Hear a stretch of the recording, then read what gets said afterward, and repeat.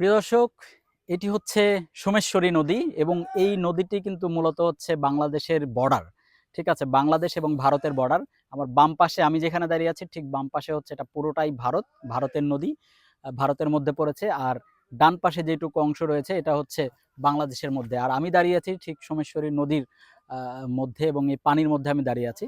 আর এখানে যে পানি নীল হয় এটার কিছু কারণ রয়েছে, কিন্তু আপনারা জানেন যে এখানে বিরিশিরিতে চীনামাটির পাহাড় এবং এই পাহাড়ের এখানে পানিগুলো নীল হয়। এটার কারণ হচ্ছে এই যে পানি এই ভারত থেকে আসছে এবং একেবারে পরিষ্কার একটি পানি, এবং এই পানির নিচে যে মাটিটা যেটা রয়েছে এই মাটিটা কিন্তু আসলে বিভিন্ন কালারের হয়ে থাকে। আর এই মাটির কালারের কারণে, মাটির বিভিন্ন ভিন্ন রকমের রঙের কারণে এই জায়গাতে আসলে পানিগুলো ভিন্ন রকম কালার হয়ে থাকে। আপনি দেখবেন যে আমার পায়ের পাশে এখানে পানিটা হচ্ছে নীল, তারপরে আবার আরেকটু ধূসর, তারপরে আবার নীল, সবুজ, অর্থাৎ এক এক রকমের কিন্তু এখানে পানিগুলো আমরা দেখতে পাচ্ছি। আর এই নদী থেকে কিন্তু বিভিন্ন রকমের বালু যেগুলো আছে, আপনারা জানেন যে লাল বালু যেগুলো আছে এই লাল বালুগুলো কিন্তু এই নদী থেকেই উত্তোলন করা হয় এবং এখানে কয়লাও কিন্তু এখান থেকে উত্তোলিত হয়। তো এটা হচ্ছে, তো আমরা যতদূর পেরেছি এই জায়গাটা আমরা দেখেছি এবং এখানে আমাদের বিজিবি সদস্যরাও কিন্তু এখানে আছেন।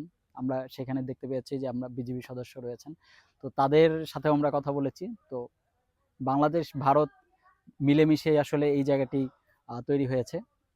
তবে আমাদের এর ভেতরেও কিন্তু আবার আমাদের কিছু জিনিস, কিছু অংশ রয়েছে, অর্থাৎ আমরা যেখানে দাঁড়িয়ে আছি এটি ভারতের অংশ হলেও এই দিক দিয়ে একটি সরু রাস্তা গিয়েছে যেটি আবার ভারতের ভেতরে কিছুটা অংশ আমাদের বাংলাদেশে রয়েছে। বর্ডারটা আমাদের আরো একটু পেছনে কিন্তু আর একটু বর্ডার রয়েছে, তো সেখানেও আরো কিছু অংশ বাংলাদেশের রয়েছে এবং সেখানে বাংলাদেশের নাগরিক যারা আছে, কিছু বাংলাদেশের উপজাতি ট্রাইবাল যারা আছে তারাও কিন্তু সেখানে বসবাস করছেন এবং প্রতিনিয়ত সেখানে কিন্তু যাতায়াত করছেন। তো এই হচ্ছে বাংলাদেশের পাহাড়ি অঞ্চলের মানুষের জীবনযাপন, তো আমরা দেখতে পাচ্ছি। তো আজকে এই পর্যন্তই, চলুন আমরা অন্য কোথাও অন্য কোনো স্থানে দেখা হবে।